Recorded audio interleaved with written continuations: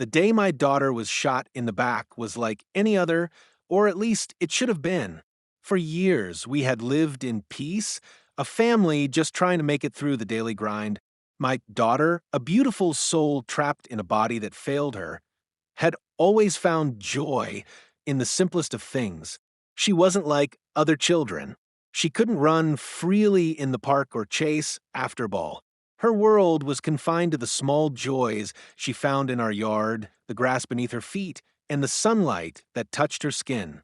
She was a fighter, though. Despite the struggles her body presented, she never let it stop her from enjoying the world as much as she could. Every day, she'd roll her wheelchair out onto the small patch of grass near our driveway, her favorite spot, and take in the fresh air. It was her moment of peace, her tiny act of defiance against the world that so often overlooked her.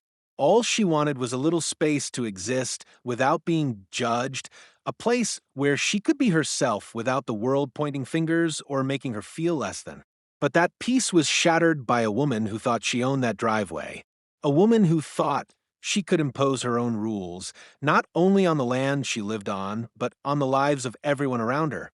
Karen, the HOA Karen, wasn't content with simply enforcing the neighborhood rules. She felt entitled to control the lives of others. To her, every inch of space was a territory to defend, every moment of peace a challenge to her authority. I never thought her obsession with power would have consequences, let alone one so devastating. My daughter, as innocent as she was, didn't understand why Karen would yell at her for simply being there on the driveway she had crossed countless times before. But she would soon learn that crossing that line would cost her more than just her dignity. It would cost her safety, her innocence, and nearly her life. It didn't make sense. How could someone so seemingly harmless, so full of life, be met with such violence for doing something so simple as enjoying a quiet moment? What had she done to deserve this? The answer was painfully clear: nothing. She had done nothing wrong, except exist in a place that Karen believed was hers to control. All my daughter did was cross that driveway, a line that Karen had somehow convinced herself was more important than anything else. And that was the moment when everything changed. That fateful afternoon, Karen made it clear that she didn't care about rules or reasoning. She cared only about her power. With no warning, no provocation, and no regard for my daughter's safety, she raised a gun and shot her. In the back. The shock, the horror, the disbelief all hit me in an instant, as if the world had slowed down and all I could see was my daughter helpless in her chair, falling, blood staining the very driveway she had once thought was a safe place. She never asked for much. All she wanted was the chance to live her life, to experience the world the best way she could, even if it meant rolling through that driveway. But that day, all she did was cross a line, one that Karen thought she owned. And in that moment, the world we had once known was gone. The authorities would later call it an unfortunate incident. Some neighbors would pretend they didn't hear anything. Others, though, would speak of Karen's unyielding nature, her obsession with control, her willingness to do whatever it took to maintain her image of superiority. But for me, it wasn't just an incident, it was the betrayal of a community that should have protected my daughter, the failure of a system that was supposed to keep her safe, and the raw, painful truth that there are some people in this world who think their power gives them the right to destroy lives. Karen may have thought that she could control the situation with her gun, but she underestimated the one thing she could never take away from my daughter: her spirit. She may have shot her, but she could never kill the fire within her. That's the story I'm going to tell. Not just about what happened, but about the journey we've been on since that fateful day. About the fight for justice. The fight to show that no matter how much someone tries to destroy you, you can always rise again. Because no one, not even a person like Karen, can take that away. In the months leading up to that horrific day, the tension between our family and Karen had been simmering, barely hidden beneath the surface.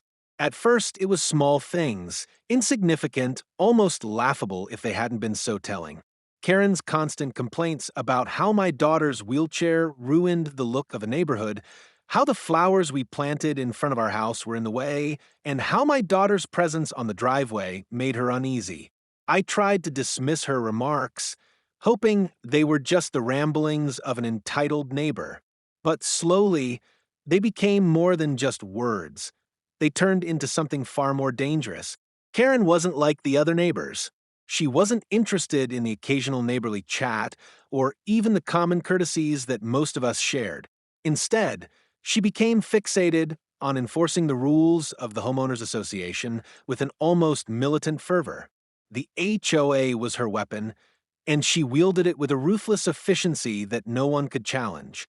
She had the ear of the board, the power to make decisions that affected all of us, and she was quick to use it whenever it suited her. At first, we thought we could coexist with her just like we did with everyone else.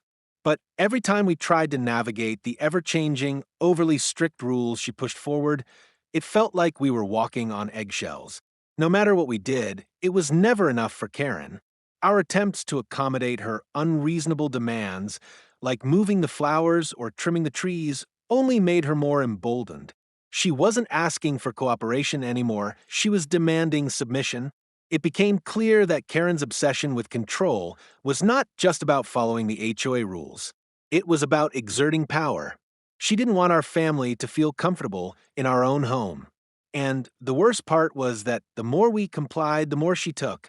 We were living in constant fear of the next complaint, the next inspection, the next time she would knock on our door, demanding more changes to our lifestyle. The worst part, though, was her treatment of my daughter. My daughter, who could never be the problem.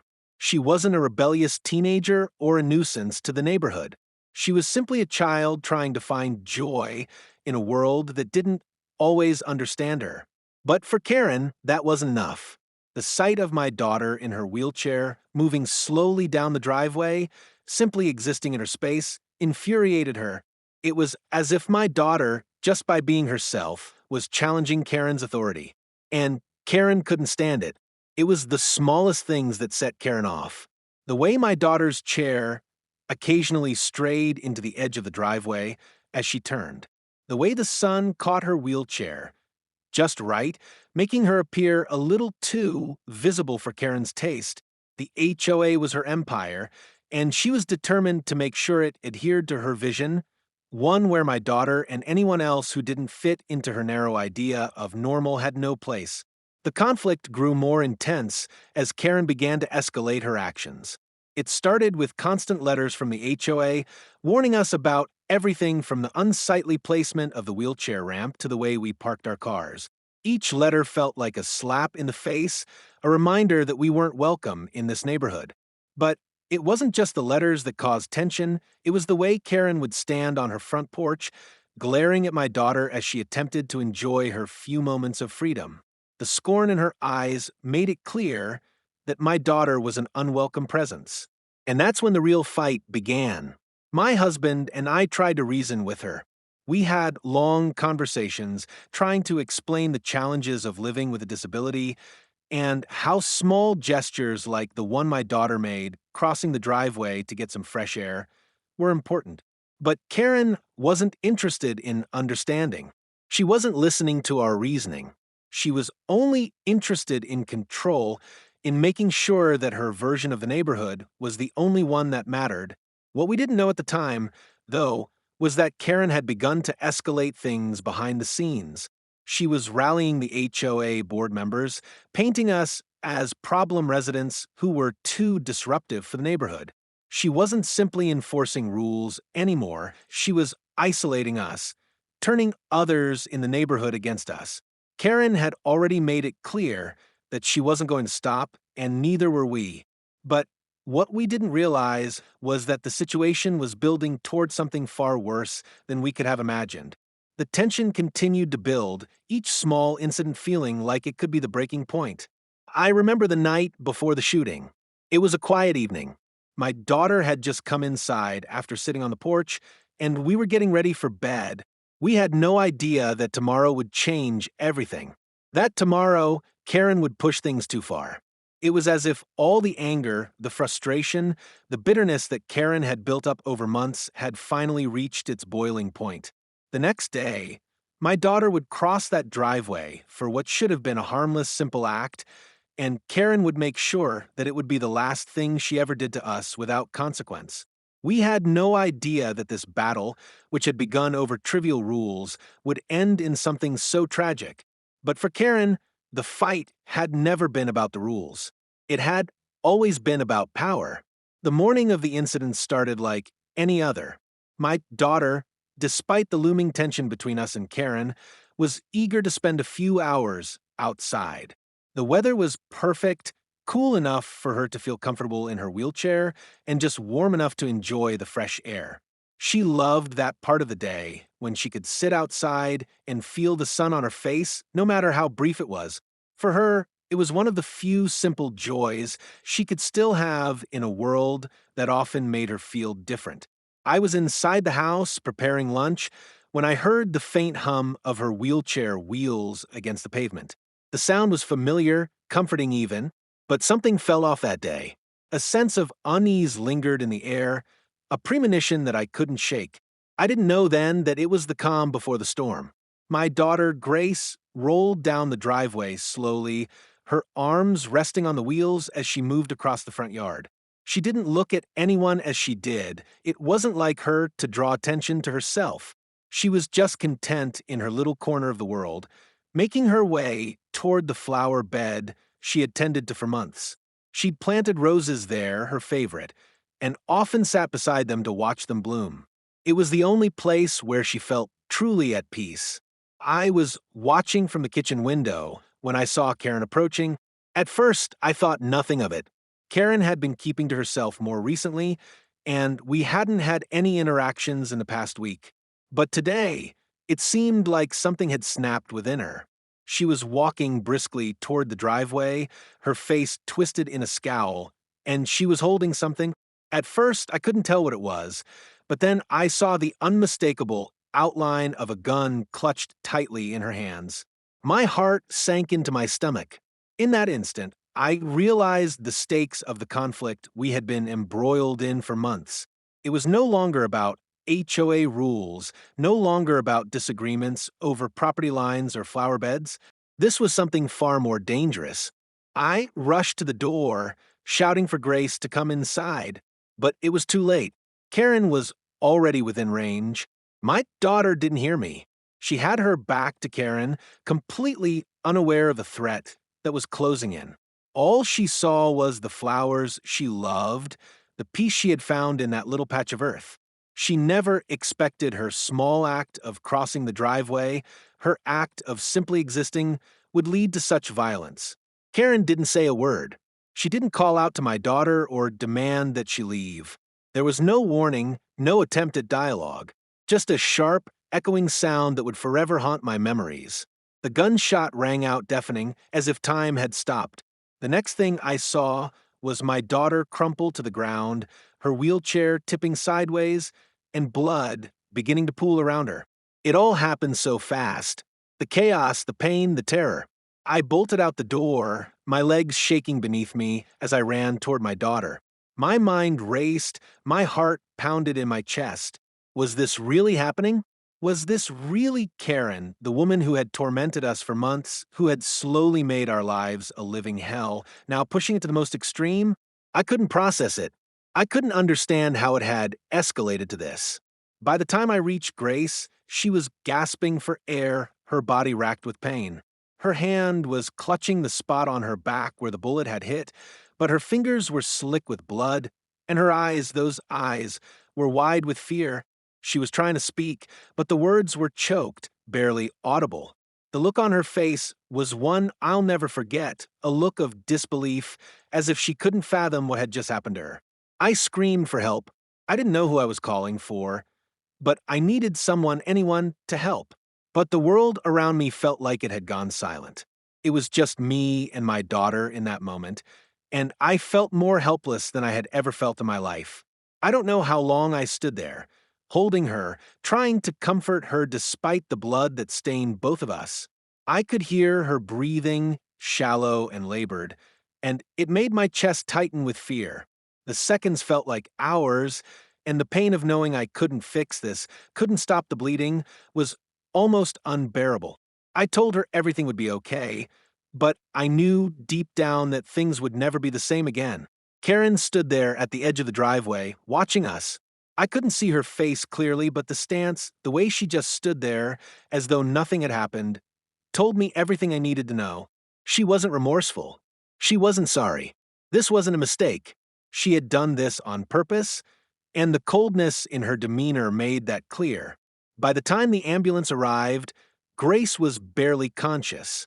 I could hear the sirens in the distance, but they felt so far away, like they were coming from another world entirely.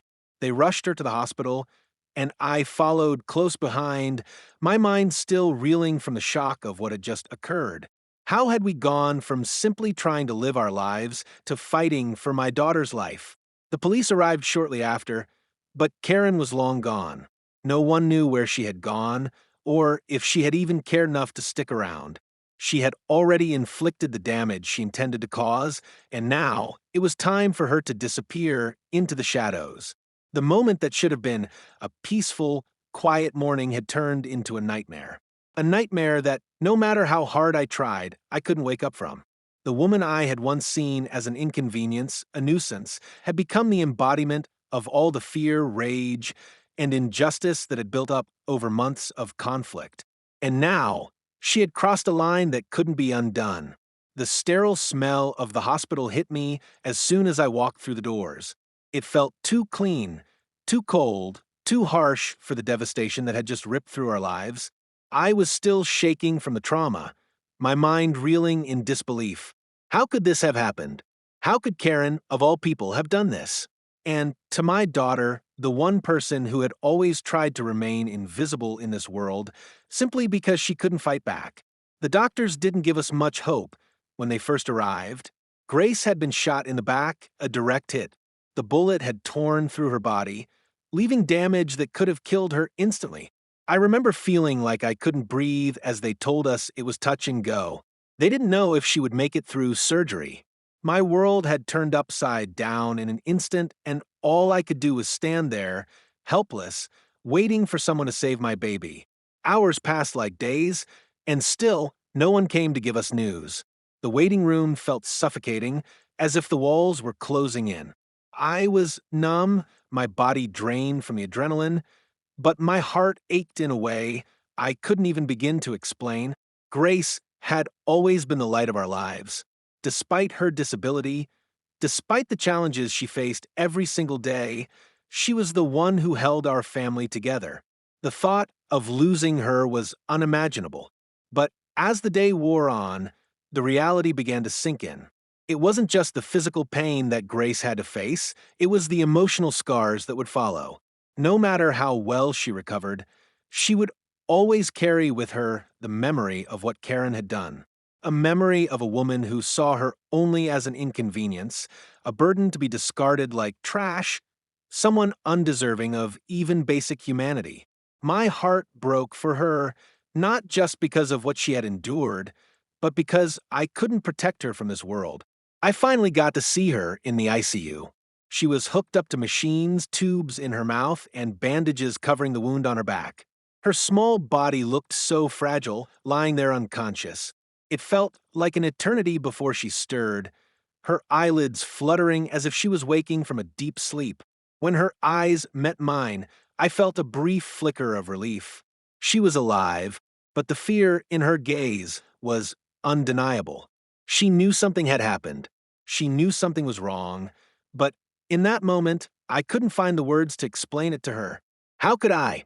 How could I tell my daughter that a stranger had tried to take her life simply for crossing a driveway? She tried to speak, but the pain was too much. She was too weak. But her hand reached out to mine, and that simple gesture spoke volumes. I held her hand as tightly as I could, trying to convey, through touch, what words could not. I was sorry. I was so sorry this had happened to her. I promised her that we would make it through this, no matter how hard it was. I promised her we would fight for her, for justice, for everything she deserved. As the hours turned into days, the news of the attack began to spread. The hospital staff, the police, even some of the neighbors, everyone had questions. Everyone wanted to know what had happened. How could this have happened? Why did Karen do this? Why did she think she had the right to shoot an innocent child over something so trivial? And yet, no one had any real answers. Not even the police, who had already started their investigation, could make sense of the situation. There were too many questions and too few answers. The police spoke with me briefly, but there was little they could do. They didn't know where Karen had gone, or if she even intended to face the consequences of her actions. At that moment, Karen had disappeared, as if the whole attack had been some kind of twisted nightmare. The fact that she could shoot my daughter and then vanish without a trace felt like the ultimate slap in the face. She was still out there, living her life, while my daughter lay in a hospital bed, fighting for hers. Days passed and Grace's condition stabilized, but I could tell that the trauma had already taken hold of her. She was quiet, withdrawn. She no longer wanted to leave the hospital room, no longer wanted to look out the window at the world she had once known. The once bright-eyed, hopeful girl I had raised was now a shadow of herself. Her trust in people had been shattered, and I knew it would take more than time to heal her. I tried to comfort her, to tell her that things would get better, that Karen couldn't win. But it wasn't that simple. My daughter was forever changed by the violence she had experienced. She would never feel safe in this world the same way again, and that realization made my chest ache in ways I couldn't put into words.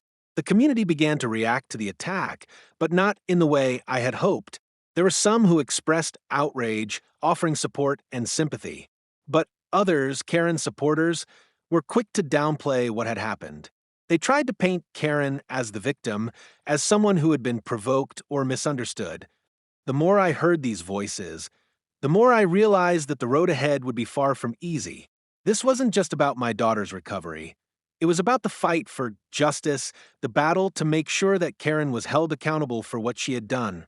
And so, in the aftermath of that horrifying moment, I made a promise to myself and to my daughter: we would fight for justice.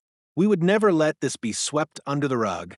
Karen would pay for what she had done, and I would make sure that my daughter, no matter how broken she felt, would rise from this stronger than ever. Because the real battle had only just begun. The days following the attack blurred together. Grace remained in the hospital, recovering physically from a gunshot wound. But emotionally, it was as if she had been torn apart. She was a shell of her former self, her smile replaced by a quiet sadness that seemed to seep into every corner of our home. I watched as she struggled, trying to make sense of the world that had been shattered by Karen's senseless act of violence. But for me, the pain of seeing my daughter in that state was only the beginning. What followed was an emotional, legal, and moral battle that would push us to our limits. I knew that this wasn't just about my daughter's recovery. It was about holding Karen accountable for what she had done. She had taken something from us, something irreplaceable. My daughter's innocence, her sense of safety, and the peace we once had in our own home had all been stolen in an instant. The legal system, I hoped, would give us the justice we so desperately needed. It didn't take long for us to realize just how difficult this would be.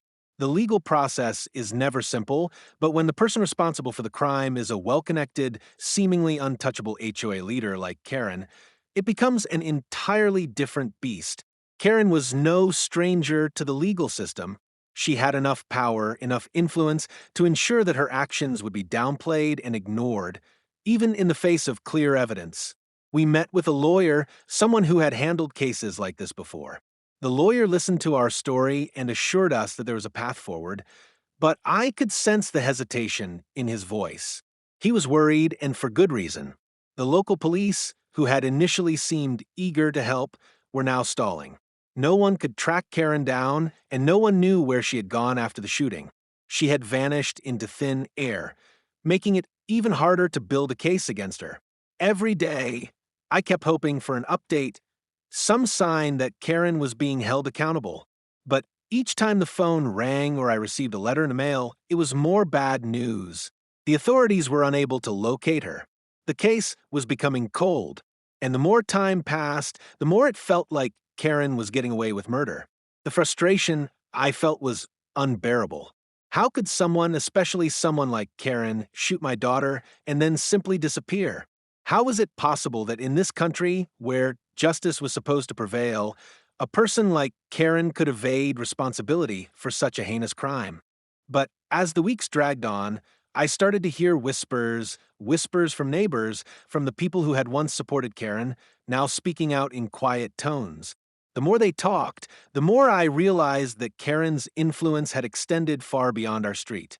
She had allies in high places, people who were just as invested in protecting her as she was in keeping control. Some of these people didn't want to see her taken down, not because she was innocent, but because of the power she held within the community. This realization sparked something in me. I knew we couldn't count on the authorities to bring Karen to justice, not without a fight. It was up to us to make sure the world knew what she had done. And so, with the help of our lawyer, we began to fight back in ways I hadn't expected. We started by making the case public. We reached out to the media, sharing Grace's story. The more we told people about what had happened, the more support we received. Slowly, the community began to turn on Karen. The truth was coming out, and it was harder and harder for people to ignore the fact that a woman who had once been seen as a pillar of a neighborhood was, in fact, a predator hiding behind the guise of authority. The emotional toll of it all was crushing. There were days when I felt like giving up, when it seemed like the weight of the fight was too much to bear. Watching my daughter struggle to find her place in the world again, knowing that the person who had caused her pain was still out there, was almost more than I could handle. But the support of the community, the legal team that had come together to help us, and the strength of my daughter, who, despite everything, refused to be broken, kept me going. The turning point came when Karen's whereabouts were finally discovered. She had been hiding in plain sight, moving from one place to another, avoiding detection. But her facade was cracking. The press had caught wind of her location, and once again, the heat of public scrutiny was closing in on her. Finally, the authorities were able to arrest her, and the charges were brought forward. As I sat in the courtroom, waiting for Karen to face justice, I could feel my heart pounding in my chest. I didn't know what the outcome would be, but I knew that I was there for one reason: to ensure that Karen paid for what she had done to my daughter. The trial would be long and drawn out, with Karen's defense team pulling out every possible tactic to discredit us, to paint us as exaggerating or even lying about the attack. But we had the truth on our side. The moment Karen was officially charged, a wave of relief washed over me. It wasn't over, not by a long shot, but it was a step in the right direction. Justice, it seemed, was finally within our reach. In the weeks that followed, the trial played out, and the evidence mounted against Karen. The witnesses, the medical reports, the police investigation, all of it painted a clear picture of the woman she truly was: a cold, calculating individual who had used her power to harm a defenseless child. When the verdict finally came, I held my breath, waiting for the words that would change everything. Karen was convicted. The justice system had finally served its purpose. And for the first time in months, I allowed myself to breathe a sigh of relief. My daughter had been through more than any child should ever have to endure, but she had been heard. She had been believed, and for that, we could finally begin to heal. But even in the aftermath of victory, the fight was far from over. Karen's conviction wasn't just about the court case, it was about reclaiming our lives, our peace, and our sense of safety. The battle was never just for justice in the eyes of the law. It was for my daughter's ability to trust again, to find comfort in the world that had once failed her. We had won the legal battle, but the true victory would always be in how we rebuilt ourselves, stronger and more resilient than ever. The courtroom, once filled with the heavy tension of the trial, now felt like a distant memory. The gavel had struck, and Karen was convicted, but even as the weight of justice fell upon her, I couldn't help but feel a lingering emptiness. The battle had been long, and the scars, both visible and invisible, remained. The hardest part of all this wasn't the fight we had waged against Karen. It was learning how to live in a world where my daughter's innocence had been stolen by someone she had never even known to be capable of such violence. Grace, though, had surprised me in ways I never could have imagined. Despite the trauma, the pain, and the fear she had faced, she had found a way to begin rebuilding. It wasn't easy, and it wasn't instantaneous, but little by little, she started to reclaim parts of herself. There were moments when I'd see a faint smile on her face, a glimmer of the girl she had been before the attack. It wasn't a return to normalcy, not exactly, but it was progress, a quiet, slow recovery of the joy and confidence that had been taken from her.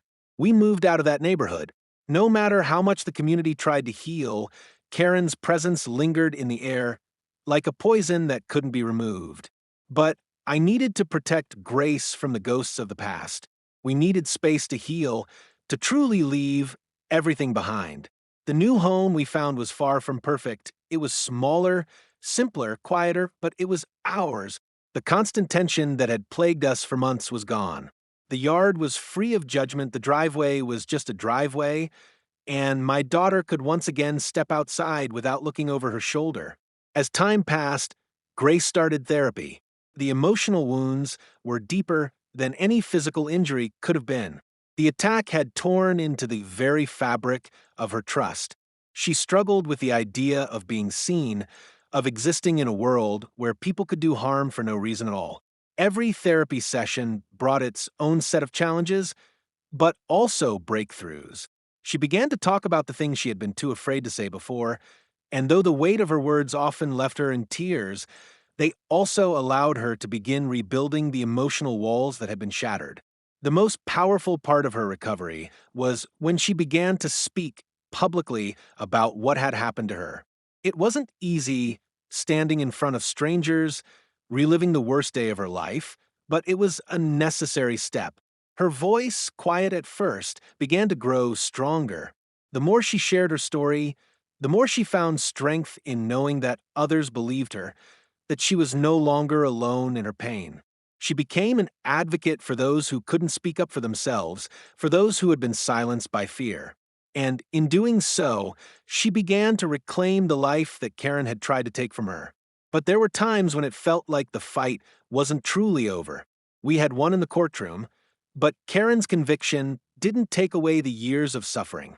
There were moments when I'd catch Grace staring out the window, her eyes distant, her thoughts far away, and I would wonder if she would ever be the same. She had been through something no one should ever have to experience, and the scars of that day would never fully disappear. But then I would hear her laugh, soft at first, then more genuine, more vibrant. It was a sound I hadn't heard in so long, and it filled me with a sense of hope. No, she would never be the same. She would be stronger. She would be more resilient. And together, we would make sure that the world saw her not as a victim, but as a survivor. Karen's name, once whispered with fear, would become nothing more than a bitter memory. She had tried to break us, to tear us apart, but she underestimated our strength. And while her conviction brought some measure of justice, it was the lessons my daughter had learned along the way about bravery, about fighting for what's right, about standing up even when it seems impossible, that would define her future. As for Karen, she would serve her time, and she would live with the consequences of her actions. But I didn't care about her anymore. Her existence, her actions, would not define our lives. Grace had taken control of her own story, and no one could take that away from her. We moved on. We rebuilt. We became a family once again, bound not by the violence we had faced, but by the strength we had found in each other. And in the quiet moments when Grace would smile as she sat in her new garden or laugh at a joke we shared over dinner, I would remember how far we had come, how much we had endured, and I would know, without a doubt, that no matter what the future held, we would be ready.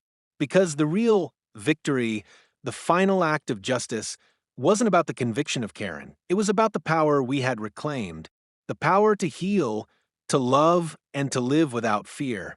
And in the end, that was the greatest triumph of all. Thank you for watching and supporting Grace's journey of survival and justice. If this story resonated with you, don't forget to like, comment, and share it to spread awareness. Subscribe to HOA Denied Access for more stories that bring light to the fight for justice, strength, and courage. Together, we can stand up against injustice and make sure no voice is ever silenced. Join us in this battle for truth because every story matters.